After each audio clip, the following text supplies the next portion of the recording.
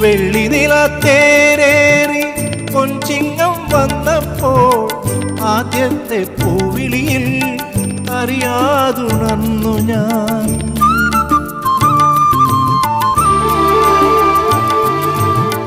വെള്ളിനില തേരേറി പൊൻചിങ്ങം വന്നപ്പോൾ ആദ്യത്തെ പൂവിളിയിൽ അറിയാതുണർന്നു ഞാൻ.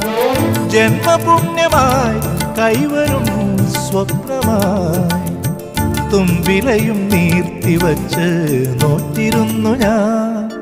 പാലാഴി തീരം കണ്ടു ഞാൻ, സ്നേഹത്തിനാഴം കണ്ടു ഞാൻ.